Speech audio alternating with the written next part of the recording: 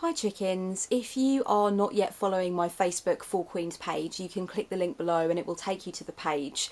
I post things there on a daily basis, my thoughts, inspirational content, kind of quotations that I'm favouring. And we have some quite interesting discussions there. I also update you on the blog posts that I've been doing and stuff like that. So if you're not yet following the Four Queens Facebook page, pop over there and take a look. If, however, you are already following the page, you might already be aware that I have declared this month Self-Love September on the Four Queens YouTube channel and the Four Queens blog. I know that a lot of you are already going to be very aware that I'm a huge proponent of self-love and that I really like to kind of throw as many tools at people as possible to help them to cultivate and maintain a sense of self-love in their lives. It's been instrumental for me in my healing journey. It is the beginning, the middle and the end. It's something that I really struggled with and something that I really managed to cultivate in a meaningful and powerful way. And so I kind of always feel like it's the kind of stuff that I want to talk about most often because I know that it is so helpful and kind of so poignant. So Self-Love September is what's going on this month, and so really what I'm planning on doing is I'm planning on throwing as many tools kind of out of my own toolkit as possible for people who are struggling to cultivate a sense of self-love, want to understand more about different ways that they can kind of communicate with themselves, love themselves, accept themselves and heal themselves. I'm going to leave links down below to the blog post that I've done so far for Self-Love September, and as I go through and I blog more and more on the4queens.com, I'll make sure that I add to the list of links for the Self-Love September post. So by the end of the month of September, you will be able to find a complete list in the link below of the blog post that I've done so far. And the one that I did yesterday might be particularly interesting to you guys. It is a list of 20 journal prompts to really help you to cultivate a sense of self-love and really go deeper into the work. So today I'm just going to talk about a few things briefly. The first thing is, I think that it's really helpful when you are really committing to a journey of self-love and you know that you are a long way from being there and you kind of want to engage in a daily practice or some kind of daily thought recalibration to help you to kind of peel back the layers and get down to the truth of what's there. And the truth of what's there is that you really want to love yourself, accept yourself, be on the same side as yourself. You don't want to feel like you're an enemy to yourself, you want to be an ally and you want to own your choices. And you want to, know that it's okay to design the life that you want to design and not to live up to anybody else's expectations. These are all parts of self-love. I could go on forever. I think that having a self-love book is so valuable during these early stages, during these primary stages. And the reason for that is that I think that it acts as a tangible anchor to remind you to go into the work, to check in with the work every day, and to really think about your purest motivations and highest intentions for wanting to invite self-love.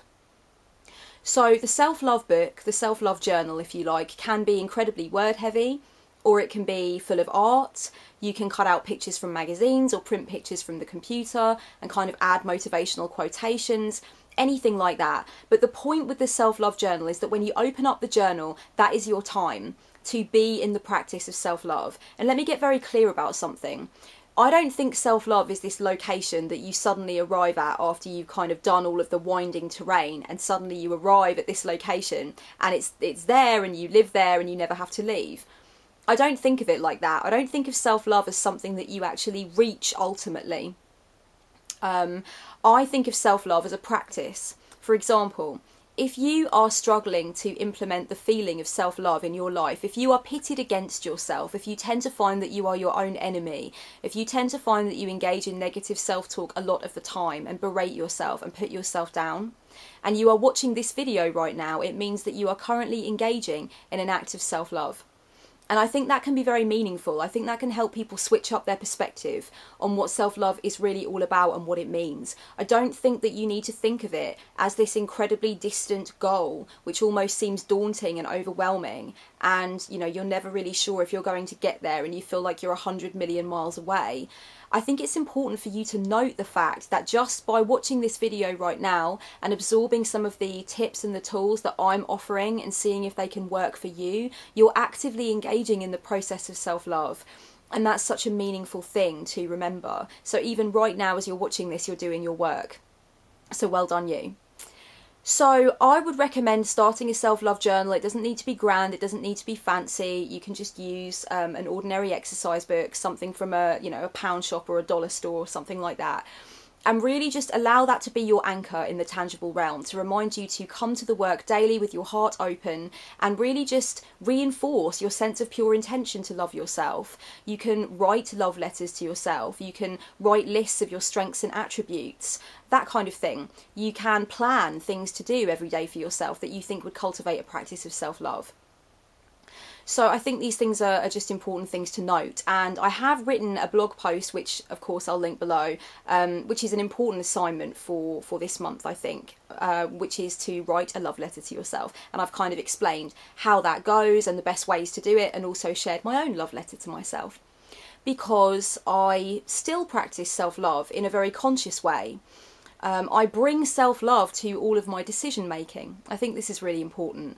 I make sure that I am not compromising myself, that I am not sacrificing my own sense of desire, that I'm making sure that I'm designing my life according to what works for me, that I'm making sure that I'm keeping enough of my energy back to ensure that my own tank is full, taking care of myself, checking in with myself. These things, although they become organic over time because the resistance and the blocks kind of shed away as you work on that stuff, although it becomes organic and intuitive, it's still very conscious, and you still sometimes have these slips where you realise that you are not bringing yourself to the centre point of whatever it is that you're going through. You are kind of in a state of self-denial, or you are kind of putting your needs on the back burner and thinking about everybody else to the detriment of yourself, that kind of thing. So it's still very important for me to recalibrate even after all of this time, and even at the point now where I feel that I can give tools to other people and teach other people about self-love. Of course, it's still a very conscious thing, and so for that reason, I showed you guys my own love letter to myself, and I sweet talk myself and I give myself positive self-talk. That stuff, of course, still happens, because once the ball is rolling, it never stops. And when I do find myself engaging in negative self-talk, it's that conscious reminder all the time. I catch myself in the act, and I'm going to talk more about that in another video, the value of catching yourself in the act of shit-talking yourself and actually working to reverse that and working to dismantle that. So I would definitely recommend the self-love journal. I think that's a fantastic place to start. And remember, it doesn't need to be grand or impressive or really aesthetically pleasing if you don't want it to be. Some people's journals are really, really word heavy. Some people really favour collage and stuff like that. Some people just favour a few brief sentences to describe how the day has gone and how they managed to check in with themselves at a certain point, or make sure they didn't abandon themselves at a certain point. Little successes, little accomplishments in your daily acts of self-love. They can be recorded, and it's very kind of difficult these days to do a project like this and kind of not run things through the ego filter. And the reason for that is that we have a very kind of open and very instantaneous kind of society now, where we will kind of show people our workout photos, or tell people what we're eating for breakfast or dinner and show photos of that. We're very used to opening our lives up and showing people things. So I would urge you, when you start your self-love journal, to not get hung up on, making sure it looks pretty for the Instagram picture you're going to put up later. It's not about that at all. This is really a very personal and very intimate tool. I think the most important thing is that when you open it, you feel like you're home. Don't worry about anything else. Don't worry about anyone else. The self-love journal is for you, and no other soul need ever see it. I think that's important. I can't put too fine a point on that. The next thing I'd recommend doing is figuring out some kind of mantra or motto that will help you to move through the month of September, Self-Love September, and potentially beyond too. You can always kind of update your motto or mantra when you find something that fits, but I always kind of recommend choosing something and sticking with it, at least for the initial point of time that you're kind of going to go on and do exercises, and really commit yourself to the daily practice of checking in with how much self-love is actually with you and how much more needs to be uncovered. So select a motto or a mantra or a really inspirational quote about self-love and write it in the front of your self-love journal and kind of keep it with you. Remember it. Make sure that you can bring it to mind whenever you're in a situation where there's lots of negative self-talk going on, or you're telling yourself that you can't have, be, or do what you want because of XYZ thing that's wrong with you. when you come up against toxic comparison, when you're really kind of envying somebody, wishing you could be somebody else, comparing yourself to them at the real detriment of your own sense of self-worth, make sure the motto or mantra or quotation that you've chosen can easily come to mind. And, you know, if you do think of one while you're watching this video, or you kind of settle on one later, please let me know below what you've chosen, because I would love to know. The third thing I'd recommend is creating a sigil or a symbol of some kind that you can keep on you during your month of September, your self-love September. I think that sometimes having a symbol of self-love that we can actually kind of home in on in our meditations and visualizations, and in the morning when we kind of set our energetic vibration for the day, that can be really illuminating and really inspiring. I know that Gala Darling is another huge proponent of self-love and started a movement called Radical Self-Love. And she, I think at one point a long time ago, said in a video that she really loves to wear heart-shaped necklaces, like necklaces with heart pendants on. And for her, that's a symbol of self-love. And I thought that's really awesome. I like that idea. And so I have certain things that I favour for self-love too. The symbol of the robin, the bird, the robin, is actually a big one for me, self-love wise, for various reasons to do with directors and things that I won't go into. But yeah, I have 2 robins on my wrist, and I think of them as a symbol for love and self-love. And there are certain goddesses that I really favour and work with when I'm going through a lot of negative self-talk, and I really feel that I need to hold that high vibration of loving myself and respecting myself and honouring myself. So I would urge you to figure out what your sign or symbol or sigil or kind of overarching representation of self-love is for you. I think that would be something really interesting to do and can kind of help you to strengthen your daily intention. The next thing I want to suggest, and I'm going to put out quite a few videos this month which are going to explain different areas of self-love and different points of resistance that people come up against. I have asked on my Facebook page for people to kind of let me know what their particular blocks or points of resistance are when it comes to self-love, and some of the things that they've said and the questions that they've asked me to address during Self-Love September have been really, really interesting and illuminating for me, and have helped me to further understand how I can actually posit tools to people who might really need them. So that's been great. So, you know, I do have a lot of material. I have a lot more material than I even kind of wrote in my brainstorming book in the first place, because when I put out the question, people were so forthcoming and really kind of let me know what it is they'd like to see. So that's wonderful. But one thing that I do want to mention here is that I think that from this day in Self-Love September and from this moment forward, I would really recommend that you start looking at your self-talk and actually consciously hearing the state of your self-talk. This is one of the big ways in which you can actively practice self-love on a daily basis, and you can really consciously catch yourself in the act of negative self-talk. And I want you to really, when you check in with that self-talk, when you notice that you are beating yourself around the head verbally, berating yourself, mocking yourself, discouraging yourself, disempowering yourself, saying things to yourself that you'd never say to somebody that you loved, that you would never say to a friend, that you would never say to somebody dear to you, I want you to really sit in the vibration of that negative self-talk and really recognise physically, emotionally, spiritually what it is doing to you when you seek to perpetuate that ingrained negative pattern.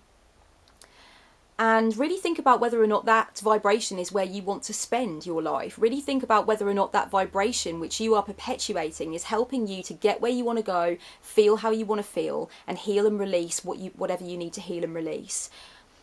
And it's quite sobering, and actually the state of some of your self-talk is really quite sobering. It's incredible how nasty we can be towards ourselves, how malicious and how cruel. And it kind of doesn't make any sense, because a great many people who are looking to foster self-love and looking to really understand how to bring it into being are the kind of people that would never be so hurtful, so malicious, so discouraging to others. And yet when it comes to themselves, they absolutely let rip. They know no bounds. They know no limitations at all. They really hurt themselves. They really cut themselves up on the inside. And I think it's really important that we get very clear about when we're doing that to ourselves, how we're doing that to ourselves, and how much we just let it go on and go on and go on without even noticing it. Self-talk is just so under the radar a lot of the time. So it's time for you in this moment to commit to becoming conscious of your negative self-talk. Catch yourself in the act of shit-talking yourself and sit with that vibration and notice how far you're dragging yourself down, and then seek to reverse it, seek to dissolve it, seek to distance yourself from it. This takes a certain degree of detachment. You are observing yourself. And this is really important, because without observing, we're actually too far into it to recognise ourselves as any different from it.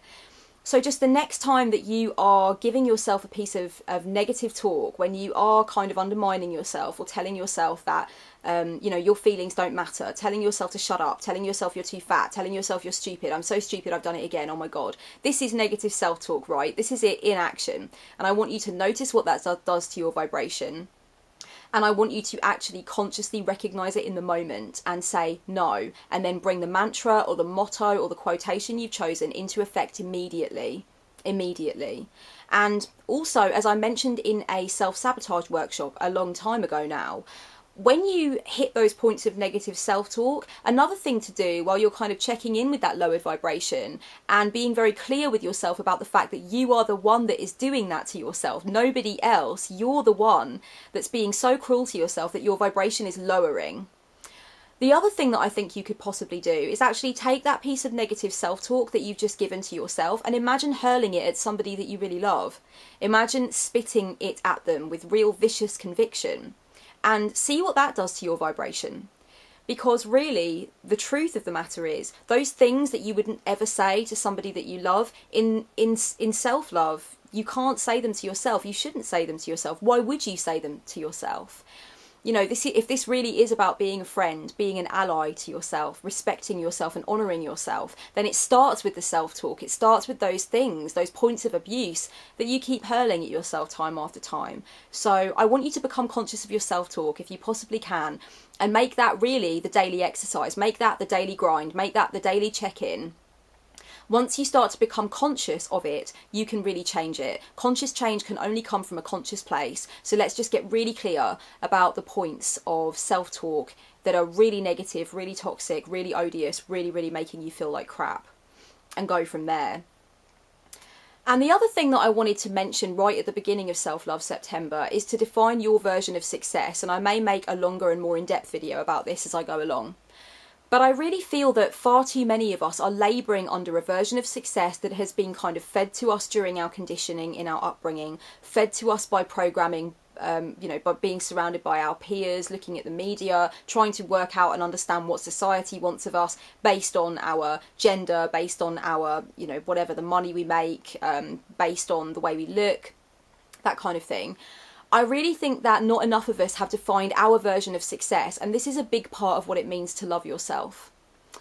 I finally defined my version of success in my mid-20s, and it was a big strike for me, self-love wise. It was a big moment of triumph and tribulation, realising that I no longer had to labour under these different ideas of success according to my mother, success according to my father, success according to my father's family, who were, you know, I mean, I was entrenched in conditioning from them. I knew what I was going to be, what I was capable of, and what I should go on to do by the time I was 7 or 8 years old. And that kind of conditioning can be so thick. It's so thick. It's like a smoke surrounding you all the time, and you can barely breathe, you know. So I think it's really important to get clear on your version of success. Understand that a lot of the things that you feel you should be striving towards do not actually come from heart level. They don't come from deep within you. They're not your version of success. And actually everybody is entitled to figure out what their version of success is. Success is a word which is purely semantic. It's unique to you. You get to define it. And you shouldn't be going after success according to anybody else's idea. And you shouldn't be trying to live up to other people's expectations or perceived expectations of you. So this is really your time to figure out what your version of success is. And yesterday in my blog post that included 20 journal prompts to kind of feed into self-love and help you to cultivate a deep understanding of self-love, one of the journal prompts was in fact define your version of success. So I'd recommend really writing about it in detail. And if you come up against resistance towards the exercise at first, just keep going with it, really, 100%. Keep going with it and power through. In fact, you might want to try setting an alarm for 10 minutes time and actually going through into an automatic writing exercise. And I'm not talking about channeling or anything like that necessarily, although if you let the pen move and you don't stop it, your cognitive functions will actually start to play with your higher mind, and your higher mind will come into the driver's seat. But I don't want to make this into too much of an overtly spiritual exercise. All I'm asking you to do is, if you have points of resistance, set an alarm and then don't stop writing until you hear the alarm. And this is really you pushing your comfort zone, pushing that boundary so you can really get to the gold. I hope these tools have been helpful, and I'm really looking forward to getting my teeth into Self-Love September a little more. If there is anything that you would like me to go into or explore, please leave it in the comments section below, and I will kind of add that to my list of things that I need to address on the blog or on the YouTube channel. Please continue to check out thefourqueens.com or check back here for the updated list of my Self-Love September blog posts. I'm going to be blogging like wildfire this month. I cannot wait. I have so much to pour out of my heart, so much to give to the world on this particular subject. So yeah, I'm just going to be 100% prolific. So you know, watch this space and keep updated with me, and so much love and self-love to you all.